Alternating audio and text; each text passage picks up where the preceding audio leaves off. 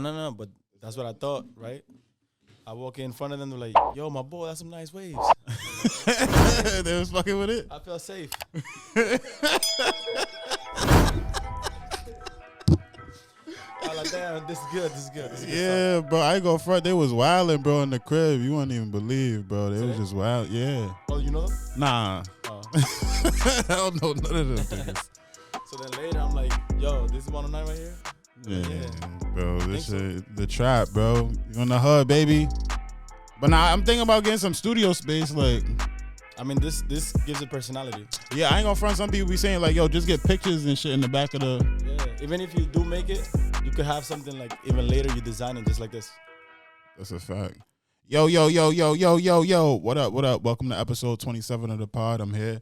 Got a special guest in the building. Go ahead, introduce yourself, my brother. Yo, I go by the name of Phoreign. I'm an artist. I'm an event host. I'm a video director. I do a little bit of everything. Right. So thank you for having me. Thank you for coming, bro. No, I appreciate it. You know what I'm saying? So let's get into it. So I guess take us back. Where you from type shit? Like I was born in the Dominican Republic, and then I came over here when I was 9 years old. And then I was in bilingual school until like 9th grade. Then I told my mom that I wanted to go to Saunders because me and all my friends wanted to go over there. Okay. That was the best school for us. So then I was the only one that got in. And then, but it was too late because my mom already, like, she argued with the whole administration. Like, no, my son needs to get there. My son needs to be there, this and that. But it was the best thing that ever happened because one of the girls that I was obsessed with, she ended up going to the other school, which was Yonkers High, because they had like a bilingual program. But I was the only one that out of my whole class that got to Saunders. And then after that, I had to like really like learn English. I had to really make new friends. And yeah, so was that weird for you being like the only one in a different school, like without all your friends and you don't know the language and you're not familiar with? Like I knew it, but I didn't know it still. Like you could tell right now that I still have an accent. But imagine back then, like 2007. So it was weird, but I'm always like looking for a challenge or like I'm like competitive. So I'm like, okay, like I'm gonna get better. I'm gonna learn. I started listening to like English music all the time, English shows. Like I was like, yo, I'm only speaking English for like a while. And then every summer I would come back to school and, yo, you got better. Your English got better. Your English got better. And then after a while, like Spanish artists, like they kept making mad hits. And then I was like, yo, but they're not as rich as the American rappers. What's going on? Like Soulja Boy made like 3 songs. And he's 25 minutes in. I'm like, what the And then we got like Spanish artists like that making hits every day, going viral in the Latin community. So like, I want to rap in Spanish too, but I also want to like, cause now my influences are becoming like 50 Cent, Eminem, like J. Cole, like Kanye West, DMX. So I'm like, yo, I want to do what they're doing too, and that's how everything started blending. So when you first started doing music, you would say you started doing Spanish music? Yeah, I started off in Spanish music. Okay, so what was my influences were like Tego Calderon.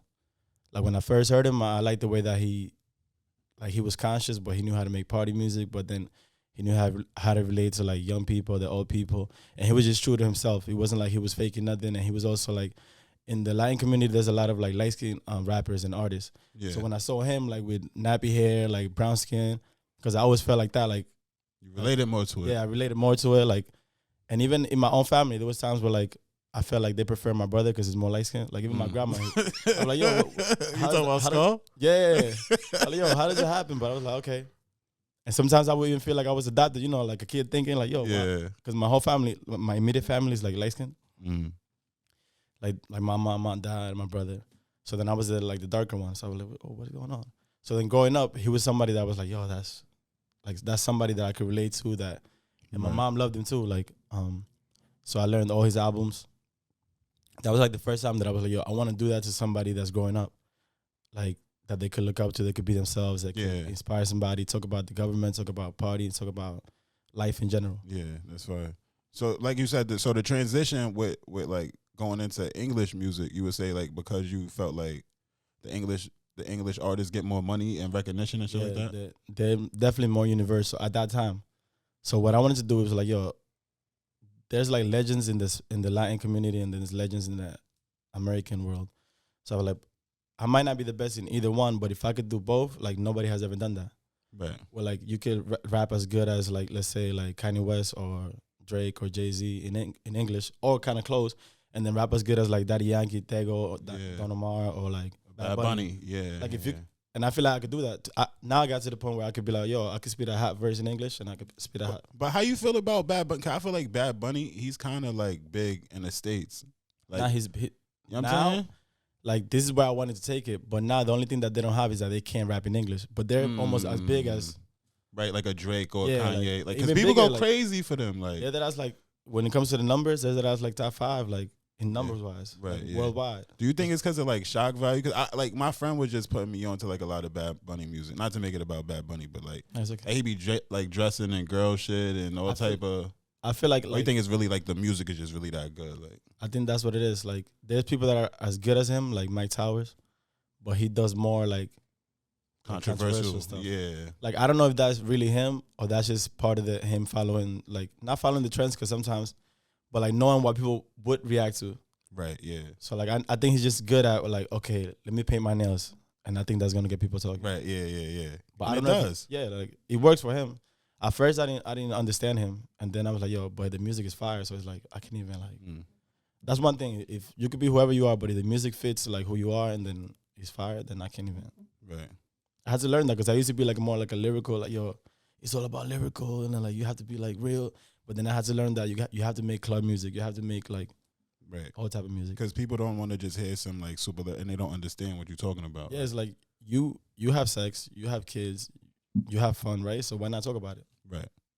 Like why only talk about one thing? It's almost like you forcing it. Type shit. Yeah. So so I wanted to ask you about the so getting into like the parties. How'd you get into like doing the parties and So I think it was around, because I went to college around 2012, I think. Wait, I'm sorry. Before we get into the parties, can you tell me about you when you first started recording music? When did you like actually record music? I think I was like, I don't know if I was in middle school. Yeah. But I know the first song that I started recording with a webcam. Yeah, your brother was talking about that. Like, yeah, with a webcam, and then I used to just record just random songs, and then little by little I started like finding out different programs. Then one time, my boy John, his name is Pesos. Yeah, 3G Pesos. Yeah, him. Yeah, that's my guy. He put me on to like Cool Edit Pro, and then he told me like little tricks. And after that, I just started running with that. I bought a mic, bought like a USB mic, and then I started recording music like every day. It was to the point that I would drop a song like every day, or like 3 songs. Then I started making beats, and it was just like, and that was like for like 3-4 years straight that I would just do that. Like it was like I was unconscious, like just like, and then my brother started doing it. He saw me recording, and after a while I was like, yo, like, but at the same time I was playing baseball. Like I just did music as a hobby. Like, so you was more serious with like baseball. Yeah, baseball was my thing. Like I thought I was gonna make it in baseball. Okay. And the music was just like fun. Like it was like a way to like express myself. Because I always been artistic, like drawing. I know how to make cartoons, like actual animations, moving and everything. Yeah, that's fine. And the music was just another outlet. So then I got to like, when I took it serious was when I stopped playing baseball in college, because my mom was like, yo, you need to get a job or I'm going to kick you out. I'm like, yo, but I'm batting 375. Like, right. I'm about to start. And you just, and I'm like, yo, I didn't know what was going on through her head, but after saying it so much, I was like, all right, I'm going to just get a job and then move out and then start doing music, because that was like my second passion thing to do. Yeah. And that was 2012. And then I lived in my mom for like a year. Then I got a job at the barbershop, and then I rented the studio next door in 435 South Broadway. And that's when I really took it serious. And I started like taking long time making music and not just like dropping it every day. Right. Before I used to record and just put it out. Then you started taking more care of it. Nah, since this is like my career, I had to take it serious. And I saw the improvement in what 6 months. Yeah. Just not dropping shit every day. Now I feel like I got better just because of that. Right. Like coming back to a song, perfecting it, like stuff like that. Okay. So now I'm sorry. So now we could go back to the parties. How'd you get into doing the parties? So then I was like, yo, I'm a rapper now, so I have to, like, I'm like, how do you get out there? Right. So one thing I kept hearing was like, yo, okay, you have to like network, you have to know people, like, so the only thing the easiest thing that I knew was, and I didn't even drink when I was used to play baseball. I didn't drink. I didn't start drinking till I was like 21. Really, like I drank here, like there, but not like on a. Do you smoke weed? Not into college. Okay. But I don't smoke now that much. It's just here and there. Yeah. But I get paranoid and stuff. Okay. It's not for everybody. I know. But if I'm gonna sleep, probably. Yeah. But then I was like, yo, how do you get out there? So I started just like going through to everything that I knew. Like if I knew somebody that had a party, I would be there. If I knew somebody that had an event, I would be there. And then I started kind of like, that was 2014, 15. And then around that time, I did a video that went viral. That was I was like, yo, I don't know what I was drinking, but I was like, yo, how do you get unlit? Because I can't stop. I don't know how to stop. And then people started like, yo, how do you get unlit? Because of the video that I did. Yeah. So it went viral, and I was like, yo, what would somebody that I look up to do? And then I started making merch. I started doing hats, hoodies. Yeah. And then, but I wasn't throwing events yet. I was just like, I was like networking. Like people make fun of me to this day. They were like, yo, you will network at a funeral. Because that's how much I just want to get out there. So then 2 of my boys, Castillo and Gabe, I don't know if you know Gabe. Yeah. And they were DJs at the time. So they were like, yo, we're thinking of throwing a party. And you know mad people, so why don't we just... So I was the first time that I threw a party in the club. Okay. So what about the joints that you be throwing like every Thursday and Sunday? How'd you get into that? That comes from networking. Yeah. So at that time, we did the first party and we all split it 3 ways and it was $1,000. So the owner was like, yo, I like your crowd. I like how good it felt, and then you guys made money, so let's do it like every month. But at that time I was like, I'm not a promoter, so I don't want to do it like... No, he wanted to do it every week, and I was like, nah, we could do it every month. And now slowly I started understanding that it's not going to affect... It's almost like it's going to help me that I'm promoting, because I could play my songs, I could network even more, and I could make money. So at first I thought it was going to like hold me back. But it doesn't. It helps. So with that same owner, I kept working with him. Like every spot that he went to, he kept like, yo, you want to do a party? You want to do... His name is Arturo. So then after a while, I just started like getting booked for other venues and other promoters, and other people started noticing like that I had a good crowd and my parties were like lit. Because one thing about the party industry is that some owners don't like when it gets too crazy, or it's like bad people. Yeah, or it's like violence afterwards. Yeah, so like that's like if you call the cops to your place, that's like they give you tickets and all that. So I try to keep people around me that's just there to have fun. Right. And that's what the people that they like. And after that, years later, I just kept like I never stopped throwing parties, and now I'm here. And that's fine. Now the next step is to just take it from every week thing, save money, and then start throwing our own events, like renting a place so we can make even more money and take it to like different states, different cities. Yeah, you got something going tomorrow, right? I'm gonna try to pull up. What time is it? Yeah, man, can I get you lit one time? Yeah, that ass. Do you go outside? No, I don't. So, but I'm gonna go outside for you. That ass. Okay, that's. I'm gonna pull up tomorrow. What time is the? It starts at 8. All right, back because I'm off. I'm off, so I'm gonna pull up. Take the camera over there. Yeah, he said bring the camera. That's part of the episode. Yo, so I'm gonna play the video. You want to talk about the video? Yeah, this video we shot it like 6 months ago. It's for the new single we got. It's featuring Doctor and Doctor, that's the song you just put out today. Yeah, facts. Oh, you about to show us the video? And Hancho Brando. This is for the special viewers. Who shot the video? Him, Dice? Controversy. Yeah, he shoots most of my videos. Dice, I shot like at least like 4 of my videos though. So shout out to Dice in the building. But this video, we just wanted to have fun with it. Keep it simple. And it's coming out soon. That version doesn't have the master version, so it might not sound as good as the new version, but that's even better because now you have to listen to the new version. Yeah. So who made the beat and all that? This Fight Back beat and all that? Nah, this is Amen the producer. That's my boy. Hold on, let me just get the little thing to record. He made the beat. So how it happened was that I think we all heard the beat and we loved it. Like we all commented on the beat, everybody on the song. So then one of them, Hancho, sent it in the chat like, "Yo, we have to do this song. Like, there's no way we're gonna let this slide." So then he sent it, and then he sent us like a voice note of his hook, and I was like, "Okay, that's cool." But I didn't really see how fire the beat was until he got on it. So then he actually sent us the hook, like recorded, and I was like, "Damn." So in the hook, it says one thing about confidence. And then I just ran with that. Like I just wrote, my whole verse was like about like representing the confidence that I have. Fine. So, all right, we're going to play the video. Let's get it.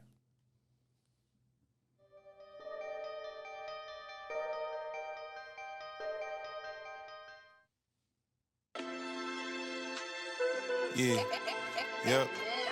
Giving good views, so me stunning on you. Pockets full of chicken, feeling like I'm put through. Walking like I run this shit. Confidence, got tear, talk crazy, got speak clear. Only thing we hear is money over here, yeah. Only thing we hear is money over here, yeah. Only thing we hear is money over here. Talk crazy, got speak clear. Yeah. The shit is too plain, I had to sauce it up. They tryna tell me what to do, like I'ma fuck it up. Might keep it in, why Air Force it up. But I ain't forcing nothing, nigga, I don't give a fuck. As far as I know, I'm too old to keep waiting. She on demon time, I can't wait to meet Satan. Never complacent, better than anything adjacent. Bar still sound like Tigger in the bass. Look how confident you gotta be to do what I do. Bitch, still rocking the mic in front of people like you. Who gon' judge me off it because of the way that I sound? How you let a nigga from another country run the town? Listen, I would hate me too if I was just like you.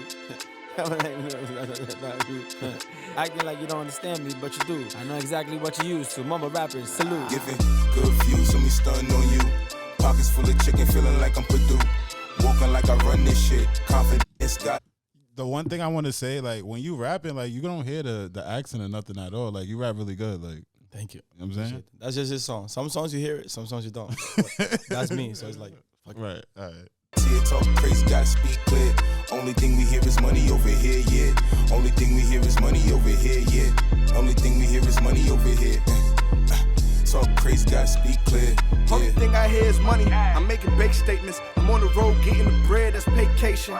Catch me rolling up at the weigh station. You back home stretching the bread you ain't making. I get to the racks, no pump faking. These niggas is ass, I can't take it. I be up in the farm with a script, paid $1 with the health insurance, then I did. 1,300 for the flip. I needed all blues, I ain't crip. Calculated moves, I ain't slip. Nigga go ask one of my exes, I ain't shit. Yeah, I be having a lean, but I don't sip. Yeah, I be on the scene, but I ain't rich. Niggas still rapping the 3, no, I ain't switch. Niggas be playing me close, but that ain't it. Giving good views, so me stunning on you. Pockets full of chicken, feeling like I'm put through. Walking like I run this shit. Confidence, got tear, talk crazy, gotta speak clear. Only thing we hear is money over here, yeah. Only thing we hear is money over here, yeah. Only thing we hear is money over here. Talk crazy, gotta speak clear, yeah. He made it be like that on the right. Woo. But nah, that's dope, bro. I like that video. Who shot that again? Controversy. But yeah, one day I heard Rihanna talking on like regular voice, not on the song. And I was like, what the fuck? She has an accent too? Like the first time I heard it, I was like, if she could do it, I could do it. Right. Because when she gets on the song, you can't even tell. Right. That she talks like, thank you very much. My name is Rihanna. How you feel about her being pregnant by like ASAP and shit? Like, I'm happy for them. Even though one of my favorite artists, Drake, is okay. Like, yeah, I feel like they make a better fit. I mean, like, yeah, he was really. I feel like Drake wasn't really pursuing her, no shit like that. Like, that's what happens. Like he don't pursue nobody. Yeah, he wasn't taking her serious. So she did what she had to do. I'm happy, man. It's like they're gonna make the perfect baby. It's either he's gonna be the coolest baby or they're gonna be like the nerdiest baby. Yeah. Because you know when cool people have kids, it's like the opposite of what they are. And then when regular people have kids, they be mad beautiful. Yeah, it'd be weird like that, bro. But you got a song you want to play, or I was gonna play that song. That's it. I mean, we could end it like that. I never had nobody play a video that's fire. Nah, nobody played a video that didn't come out. Yeah, you the first one. So shout out to you. Episode 26. Right. You heard me? You know what I'm saying? So I mean, with that being said, because you say next time you gonna rap next time. Yeah. We gonna get the Freestyle Fridays popping. You know what I'm saying? You can rap in English, Spanish, whatever. Yeah. You can do it both.